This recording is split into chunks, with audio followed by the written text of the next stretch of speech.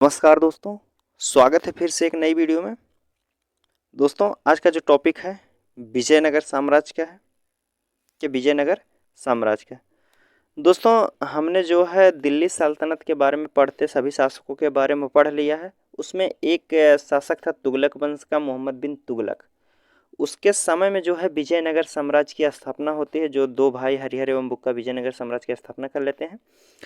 तो ठीक है, उसी विषय पे जो विजयनगर साम्राज्य का मोहम्मद बिन तुगलक के समय में विखराव हुआ था, उसी के बारे में जो है विजयनगर साम्राज्य के बारे में आज हम चर्चा करेंगे। तो चलिए विजयनगर साम्राज्य के बारे में शुरू करते हैं दोस्तों। तो इसमें कह रहा है दोस्तों, जो है विजयनगर साम्राज्य की स्थापना 1336 ईस्वी में हरिहर एवं बुक्का नामक दो भाइयों ने किया। इन दोनों भाइयों को मोहम्मद बिन तुगलक ने इस्लाम धर्म कबूल करवाया था और दक्षिण भारत मिलाने के लिए भेज दिया था। जो हरिहर और बुक्का थे, यह दोनों भाई जो है इस्लाम धर्म को, मोहम्मद बिन तुगलक जो है इस्लाम धर्म इनको कबूल करवाया था और दक्षिण भारत मिलाने के लिए भेज दिया था। जहां इनकी मुलाकात जो है इनके गुरु जो है विद्यारण से हुई, जिन्होंने इनकी सूही करवाई, अर्थात वापस हिंदू धर्म में लाया। जो मोहम्मद बिन तुगलक है, दोनों भाइयों को इस्लाम धर्म कबूल करवाया था, उसके बाद दक्षिण भारत अभियान करने के लिए भेज दिया। जहां इन दोनों भाइयों की मुलाकात इनके गुरु जो विद्यारण से हो जाती है और इनके गुरु जो विद्यारण है फिर से इनकी सूही करवाते हैं, अर्थात वापस फिर हिंदू धर्म में लाते हैं इनके गुरु विद्यारण। आगे देखते हैं फिर उसके बाद क्या होता है। तो फिर इन्होंने जो है दक्षिण भारत के क्षेत्र को जीतकर विजयनगर साम्राज्य की स्थापना किया और अपने पिता सेवम नहीं दोस्तों, संगम, अपने पिता संगम के नाम पर संगम वंश की स्थापना करते हैं और हम्पी जो वर्तमान समय में कर्नाटक को अपनी राजधानी बनाते हैं। दोनों भाई जब अपने क्षेत्र को जीत लेते हैं, दक्षिण भारत के क्षेत्रों को जीतते हैं, तो वहाँ विजयनगर साम्राज्य की स्थापना करते हैं और अपने पिता के नाम पर, इनके पिता का नाम संगम होता है, तो अपने पिता के नाम पर संगम वंश की स्थापना करते हैं और उसकी राजधानी को हम्पी बनाते हैं। ठीक है, यहाँ से शुरू होता है अब संगम का, संगम वंश। तो ठीक है, संगम वंश के बारे में हम जानते हैं। कह रहा है इस वंश का जो संस्थापक था हरिहर प्रथम है। इसके दरबार में सयान नामक जो है विद्वान रहते थे। इन्होंने वेदों पर टीका लिखा है, वेदों पर टीका लिखा है सयान नामक विद्वान। तो संगम वंश की बात करें तो पहले हरिहर प्रथम शासन करता है, उसके बाद बुक्का आता है, फिर हरिहर द्वितीय, फिर देवराय प्रथम, देवराय द्वितीय, फिर उसके बाद लास्ट शासक जो है पौड़ राय आता है। आगे देखते हैं। कह रहा है हरिहर के बाद जो है इसका छोटा भाई बुक्का शासक बना और यह जो इसने जो है वेद मार्ग प्रतिष्ठापक जो है कि उपाधि धारण किया।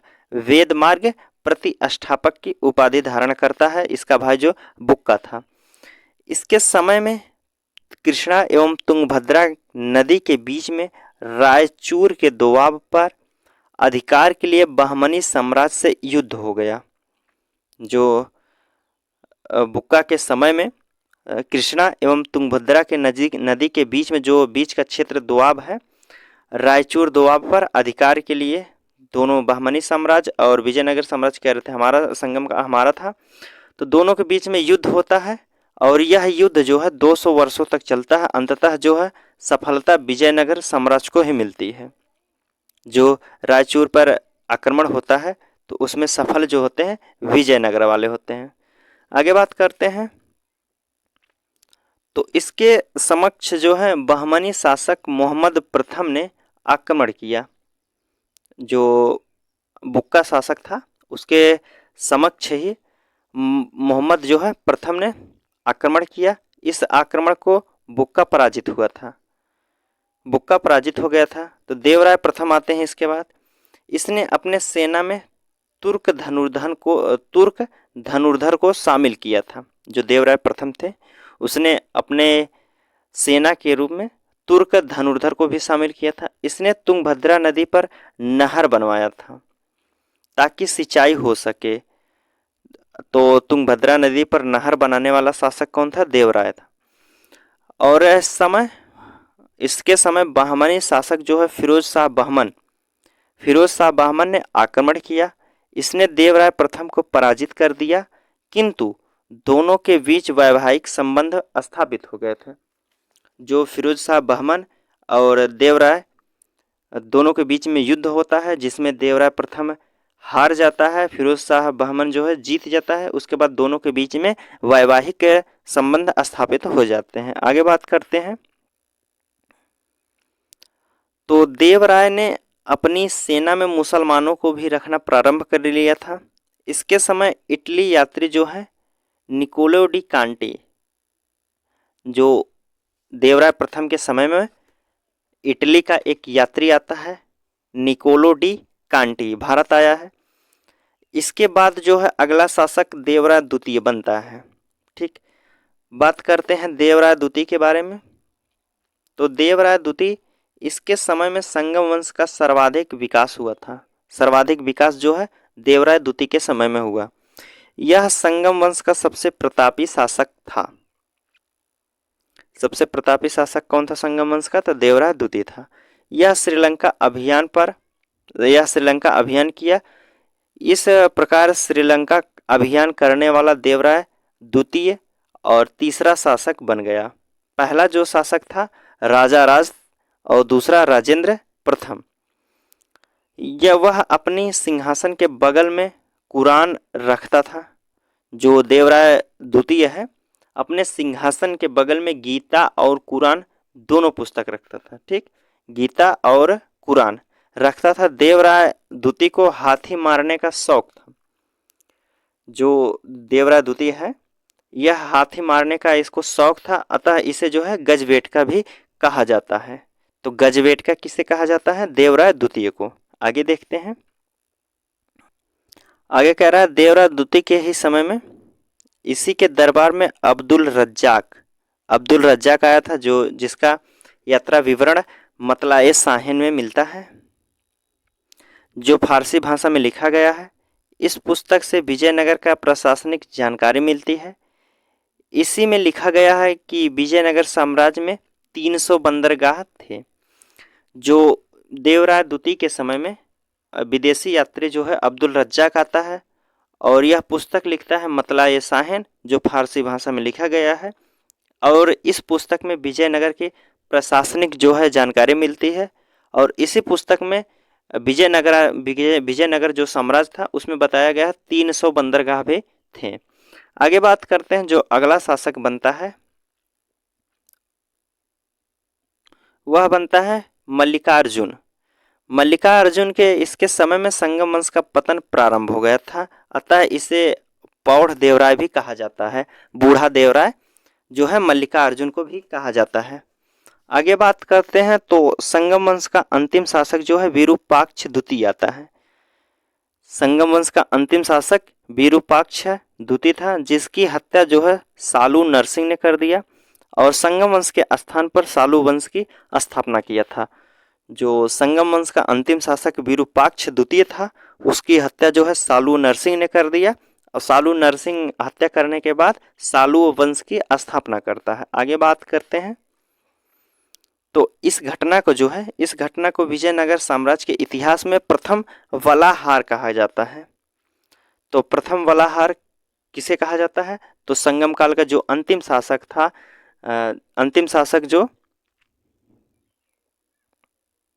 जो विरूपाक्ष था, उसकी हत्या सालू नरसिंह ने कर देता है।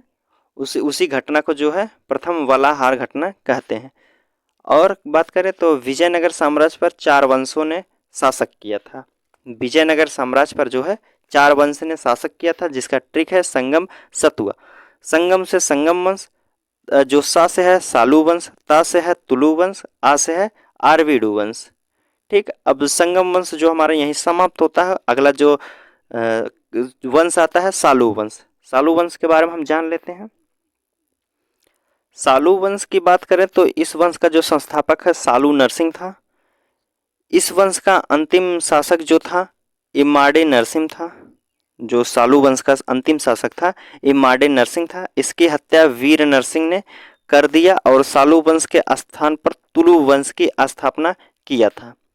सालू वंश का संस्थापक जो था सालू नरसिंह था और इसका अंतिम शासक था इमाडी नरसिंह, जिसकी हत्या वीर नरसिंह ने कर देता है और सालू वंश के स्थान पर तुलु वंश की स्थापना करता है। और इस घटना को विजयनगर साम्राज्य के इतिहास में द्वितीय बलाहार की घटना कहते हैं। तो द्वितीय बलाहार की घटना किसे कहा जाता है? तो जो इमाडी की हत्या जो है वीर नरसिंह कर देते हैं तो उसको द्वितीय बलाहार कहते हैं। और प्रथम बलाहार किसे कहा जाता है? प्रथम बलाहार की घटना तो जो विरूपाक्ष द्वितीय था उसकी हत्या जो है सालू वंश के संस्थापक जो नरसिंह प्रथम थे वह हत्या कर देते हैं विरूपाक्ष द्वितीय की, तो उसे प्रथम बलाहार की घटना कहा जाता है। आगे बात करते हैं तो सालू वंश के स्थान पर तुलु वंश की स्थापना कर देते हैं वीर नरसिंह। तो आगे तुलु वंश के बारे में जानते हैं। तो तुलु वंश के बारे में देखते हैं हम। जो इसके संस्थापक जो थे वीर नरसिंह थे, जिनका पुर्तगाली गवर्नर अल्मोड़ा से अच्छा संबंध था। जो तुलु वंश के संस्थापक वीर नरसिंह थे, जिसका संबंध जो है पुर्तगाली गवर्नर जो अल्मोड़ा था उससे अच्छा संबंध था। इसने जो है 1505 या 1506 ईस्वी में अल्मोड़ा के साथ जो है घोड़े के लिए व्यापारिक संधि किया था। जो नरसिंह है वीर नरसिंह थे वह पुर्तगाली गवर्नर जो था अल्मोड़ा उसके साथ जो है 1505 ईस्वी में एक संधि किए थे घोड़ा व्यापार के लिए। आगे बात करते हैं तो 1509 ईस्वी में वीर नरसिंह की मृत्यु हो जाती है और अगला शासक जो है कृष्णदेव राय बनते हैं। तो 1509 ईस्वी में वीर नरसिंह की मृत्यु हो जाती है, अगला शासक जो है कृष्णदेव राय बनते हैं, जिसे केडीआर भी शॉर्ट फॉर्म में कहा जाता है। अब आगे बात करते हैं कृष्णदेव राय की। तो कृष्णदेव राय की बात करें तो यह तुलु वंश का सबसे प्रतापी शासक थे। इसने रायचूर दोआब पर अधिकार कर लिया। यह उपलक्ष्य में उसने आंध्र भोज, आंध्र पितामह और अभिनव भोज की उपाधि धारण किया था। जो कृष्णदेव राय थे रायचूर दोआब के क्षेत्र को जीत लिया, उसी के उपलक्ष्य में अपना जो उपाधि धारण किए थे आंध्र भोज, आंध्र पितामह और अभिनव भोज की जो उपाधि धारण किए थे। इसने यमन राजा जो है स्थापनाचार्य की भी उपाधि धारण किया था। जो कृष्णदेव राय थे इसने राजा से स्थापनाचार्य की भी उपाधि धारण किया था। आगे बात करते हैं तो यह एक विद्वान शासक था जिसके आमुक्त माल्याद नामक पुस्तक की रचना की था। जो यह एक विद्वान शासक था जिसने जो है आमुक्त माल्याद नामक पुस्तक की रचना किया और यह पुस्तक को तेलुगु भाषा में था। इसने संस्कृत भाषा में जामवती कल्याणम नामक की एक पुस्तक की रचना किया था। एक पुस्तक था आमुक्त मल्यादन नामक पुस्तक किया था जो तेलुगु भाषा में थी, और संस्कृत भाषा में एक पुस्तक थी जिसका नाम था जामवती कल्याणम नामक एक पुस्तक रचना किए थे। आगे बात करते हैं जो आमुक्त मल्याद पुस्तक है, आमुक्त मल्याद पुस्तक से ही विजयनगर के इतिहास का पता चलता है। बाबर ने अपनी आत्मकथा तुजुक ए बाबरी में लिखा है कि दक्षिण भारत का सबसे शक्तिशाली जो शासक है उस समय कृष्णदेव राय थे। जो बाबर लिखता है अपनी तुजुक ए बाबरी पुस्तक में कि उस समय जो है सबसे शक्तिशाली राजा जो थे, शासक थे, वह कृष्णदेव राय थे। आगे बात करते हैं तो कृष्णदेव राय के बारे में। कृष्णदेव राय ने नागलपुर शहर की स्थापना किया और वहाँ जो है विठुल स्वामी मंदिर तथा हजार मंदिर का निर्माण करवाया था। कृष्णदेव राय जो है नागलपुर शहर की स्थापना करते हैं और वहाँ विठुल स्वामी नामक एक मंदिर स्थापित करते हैं और तथा हजारा मंदिर का भी निर्माण करवाते हैं।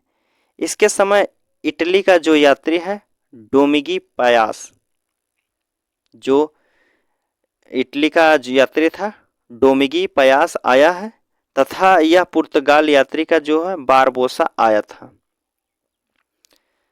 कृष्णदेव राय के समय में दो यात्री आते हैं, एक ये इटली का जो आता है उसका नाम था डोमिगी पायास और एक पुर्तगाल से आता है जिसका नाम था बारबोसा आगे बात करते हैं तो इसका पुर्तगाली जो है, कृष्णदेवराय के बारे में बात करें तो इसका पुर्तगाली गवर्नर जो था अल्बुकर्क के साथ अच्छा संबंध था।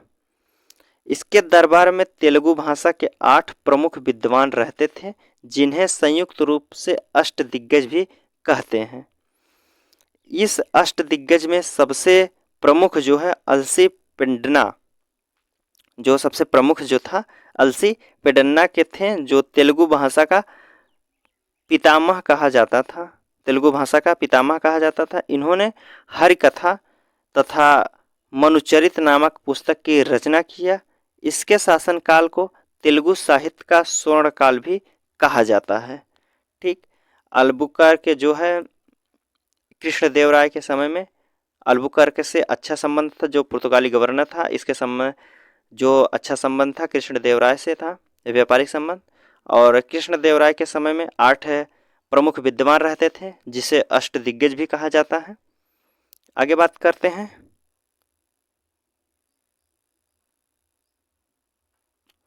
तो अष्टदिग्गज में दूसरे स्थान पर तेनालीराम जो है थे। जो अष्टदिग्गज में दूसरे स्थान पर तेनालीराम थे, जिनकी रचना जो है पांडुरंग महात्माय है। जो अष्टदिग्गज में दूसरे स्थान पे थे तेनालीराम थे, और इन्होंने रचना किया था पांडुरंग महात्माय। यह मंत्री के पद पर भी थे, और इन्होंने अंधविश्वास से जनता को दूर किया। इनके दरबार में जो है, इनके दरबार में लक्ष्मीधर नामक एक संगीतकार रहता था, जिसने जो है संगीत सूर्योदय नामक ग्रंथ भी लिखा है। कृष्णदेवराय 1510 ईस्वी में बीदर के शासक महमूद शाह को पराजित किया था।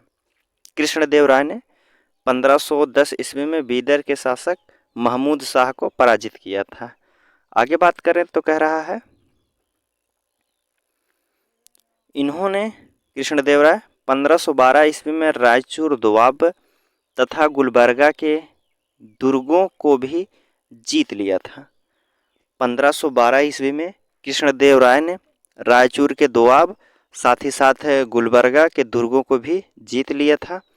इन्होंने उड़ीसा के साथ साथ प्रताप रुद्रदेव के संधि का जो है, इन्होंने उड़ीसा के साथ साथ प्रताप रुद्रदेव से संधि कर ली, उसकी पुत्री से विवाह भी कर लिया था। आगे बात करते हैं तो 1520 ईस्वी में कृष्णदेवराय ने 1520 ईस्वी में कृष्णदेवराय ने गोलकुंडा को हराकर वारंगल पर भी अधिकार कर लिया था। तो 1520 ईस्वी में कृष्णदेवराय ने गोलकुंडा को जीत लिया, और 1512 ईस्वी में रायचूर तथा गुलबर्गा को। आगे बात करते हैं तो कह रहा है मात्र 10 वर्षों में ही कृष्णदेवराय ने अपनी सभी विरोधियों को पराजित कर मात्र 10 वर्ष में जो कृष्णदेवराय हैं अपने सभी विरोधी जितने हैं सबको मात्र 10 वर्षों में पराजित कर दिया था, और दक्षिण भारत को स्वयं एवं विजयनगर की प्रभुत्व स्थापित किया था। जो कृष्णदेवराय थे 10 वर्षों में सभी विरोधियों को जो उनको पराजित कर देते हैं, और दक्षिण भारत को स्वयं का जो है प्रभुत्व स्थापित कर लेते हैं। आगे बात करते हैं तो कह रहा 1529 ईस्वी में कृष्णदेवराय की मृत्यु हो गई, और अगला शासक जो है अच्युत देव राय बनता है। इसके समय पुर्तगाली यात्री जो है नुनीज भारत आया, और इसने प्रांतों पर नियंत्रण रखने के लिए महामंडलेश्वर नामक पद बनवाया था। जो है कृष्णदेवराय की 1529 ईस्वी में मृत्यु हो जाती है। उसके बाद अगला शासक जो बनता है अच्युत देव राय बनते हैं, और इन्हीं के समय में एक पुर्तगाली यात्री आता है नुनीज, और वह जो है इसने प्रांतों का नियंत्रण रखने के लिए महामंडलेश्वर नामक एक पद बनाया था। इसके समय ही इस वंश का बिखराव शुरू हो गया था। आगे बात करता हूँ, कह रहा है इस वंश का अंतिम शासक जो है सदाशिवराव था।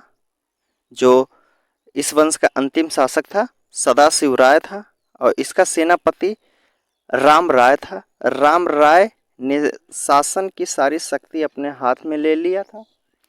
जो राम राय था वह शासन की सारी शक्तियाँ अपने हाथ में ले लिया। वह एक साम्राज्यवादी सेनापति था जिसने बहमनी साम्राज्य के 5 राज्य जो हैं बीजापुर, गोलकुंडा, वरार और बीदर, अहमदनगर, जो 5 राज्य थे उस समय बीजापुर, गोलकुंडा, वरार, बीदर, अहमदनगर में फूट डालने की कोशिश की, किंतु इसके विपरीत परिणाम हुआ। जो अंतिम शासक था राम राय, और यह जो है 5 राज्यों में फूट डालने की कोशिश की, लेकिन यह इसका परिणाम जो है उल्टा हुआ। आगे देखते हैं। बहमनी साम्राज्य के 5 राज्य में से वरार को छोड़कर शेष जो चारों मिलकर 1565 ईस्वी में विजयनगर पर हमला कर दिया। जो 5 राज्य थे उसमें से एक राज्य को वरार को छोड़कर बाकी चारों ने मिलकर विजयनगर पर हमला कर दिया। इस युद्ध को तालीकोटा का युद्ध भी कहा जाता है। पूछेगा तालीकोटा का युद्ध है कब हुआ था, तो 1565 ईस्वी में हुआ था तालीकोटा का युद्ध।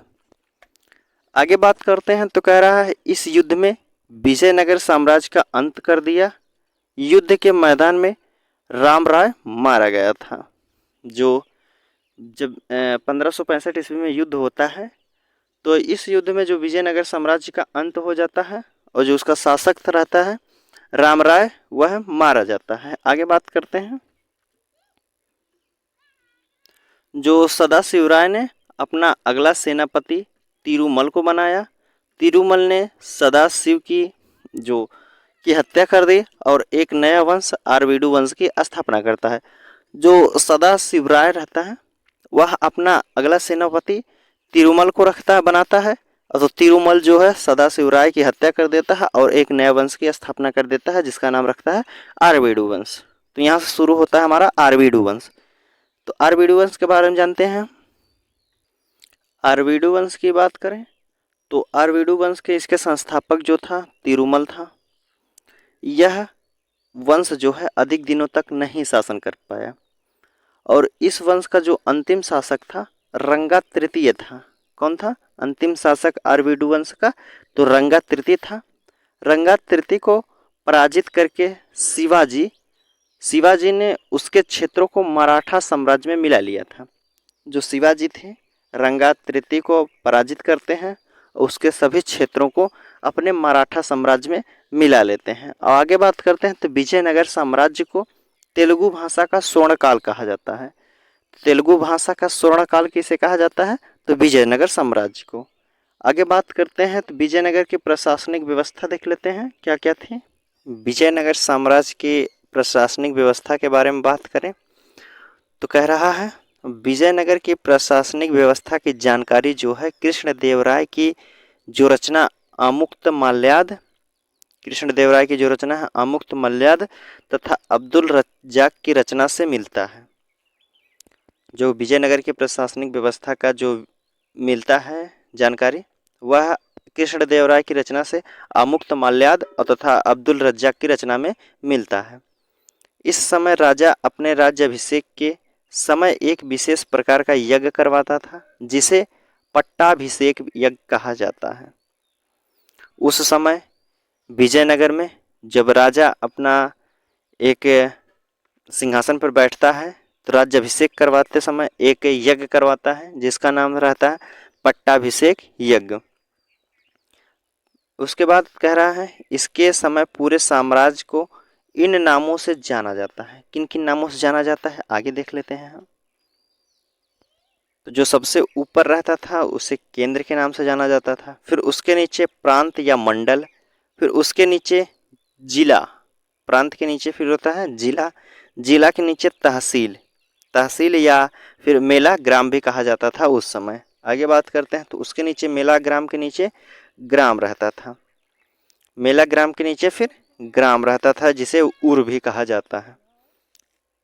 आगे बात करें तो कह रहा है कृष्णदेवराय के समय प्रांतों की संख्या जो थी 6 थी।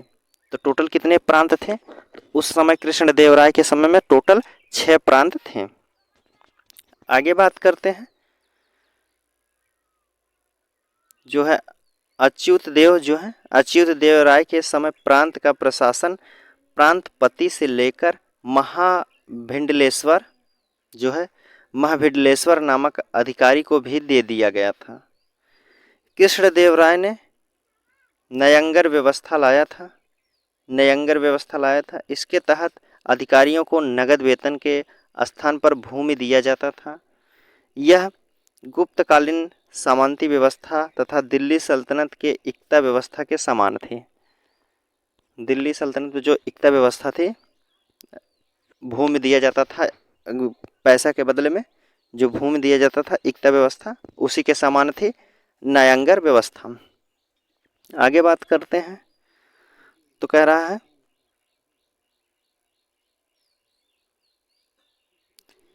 इस समय सैनिकों को दान में दी गई भूमि को अमर भूमि कहा जाता था। जो दान में दी जाती थी भूमि, उसे अमर भूमि के नाम से जाना जाता था। तथा इस भूमि को प्राप्त करने वाले को अमर नायक, जो इस भूमि को प्राप्त करता था, लेता था, उसे अमर नायक कहा जाता था। मंदिर के दान में दी गई भूमि को देवभूमि कहा जाता था। जो मंदिर में दी जाती थी भूमि दान में, उसे देवभूमि कहा जाता था। आगे बात करते हैं। इस समय जो है सैन्य विभाग को कदाचार कहा जाता था और भू राजस्व को सीरत कहते थे। और इस कर को वसूलने वाले अधिकारी को आथवन कहते थे। और कर का मुख्य आधार जो था कृषि पर लिया जाता था, टैक्स। ठीक, जो उस समय सैन्य विभाग का अधिकारी था उसे कदाचार कहते थे, भू राजस्व को सीरत कहते थे, कर वसूलने वाले अधिकारी को आथवन कहते थे, और जो कर लिया जाता था वह मुख्य आधार कृषि पर लिया जाता था। ठीक, इस समय जो है 4 प्रकार की भूमि कर प्रचलन था। आगे बात करें तो कह रहा है सिंचित भूमि।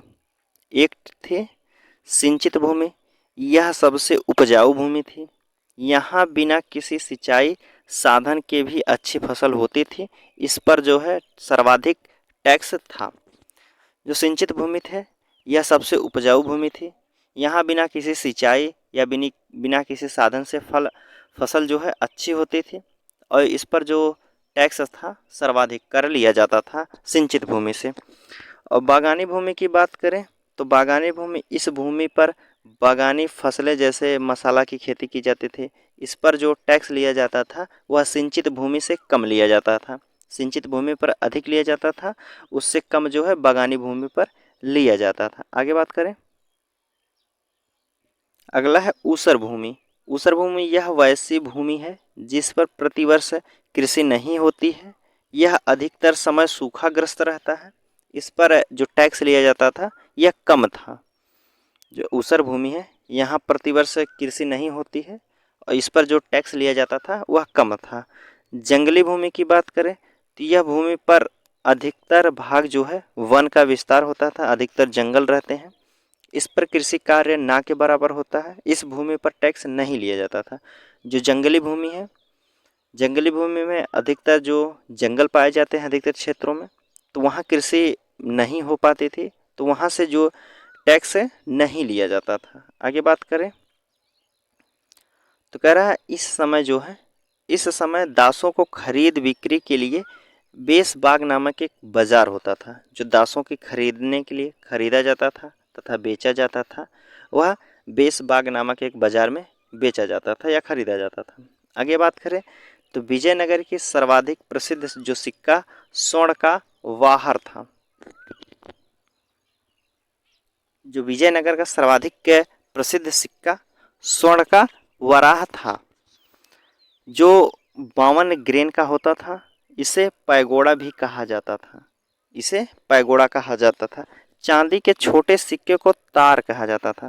दोस्तों, चांदी का जो छोटा सिक्का रहता था उसे तार कहा जाता है। आगे बात करें तो कह रहा है हरिहर प्रथम के सिक्के को हनुमान एवं गरुड़ की आकृति दी गई थी। जो हरिहर प्रथम के समय सिक्का सिक्का जो चला था उसमें हनुमान एवं गरुड़ की आकृति दी गई थी हरिहर के समय में। आगे बात करते हैं, कह रहा है जो सदाशिव राय थे, सदाशिवराय के सिक्के पर लक्ष्मी नारायण का अंकन होता था। पुर्तगालियों ने विजयनगर के सिक्कों की जो तुलना की है हूण से की है। पुर्तगालियों ने विजयनगर का जो सिक्का था उसकी तुलना जो है हूण के सिक्कों से की है। इस समय महिलाओं की स्थिति काफ़ी अच्छी थी। मनोरंजन के साधन के रूप में इस समय जो है शतरंज का खेल खेला जाता था। जो मनोरंजन का जो साधन था उस समय शतरंज का प्रचलन था। इस समय मंदिर निर्माण के लिए जो प्रवीण शैली का विकास हुआ था, मंदिर निर्माण के क्षेत्रों में प्रवीण शैली का विकास अधिक हुआ था। आगे बात करते हैं तो विजयनगर में आए विदेशी यात्री कौन कौन से आए थे उनको देख लेते हैं। तो पहला यात्री जो है Niccolo de Conti. Niccolo de Conti जो है इटली का रहने वाला था। यह देवराय प्रथम के शासनकाल में भारत आया था। अब्दुल रज्जाक की बात करें तो यह फारस का रहने वाला था। देवराय द्वितीय के शासनकाल में भारत आया था। बार्थोमा की बात करें तो यह इटली का रहने वाला था। वीर नरसिंह के शासनकाल में भारत आया था। आगे देखते हैं। बारबोसा जो है पुर्तगाली था। बारबोसा पुर्तगाली यात्री था। वह कृष्णदेवराय के शासनकाल में भी भारत आया था। फिर डोमिगो पयास जो था इटली का रहने वाला था। यह भी जो है कृष्णदेवराय के शासनकाल में भी भारत आया था। नूनिज की बात करें तो यह पुर्तगाली था। यह अच्युत देव के शासनकाल में भारत आया था। आगे बात करते हैं। दोस्तों वीडियो आज के यहीं समाप्त करते हैं क्योंकि वीडियो काफ़ी लंबा हो रहा है। तो बहमनी साम्राज्य का जो टॉपिक रहेगा अगला रहेगा। तो आज का वीडियो यहीं समाप्त करते हैं। चलिए मिलते हैं आपसे अगले वीडियो में। तब तक के लिए धन्यवाद दोस्तों।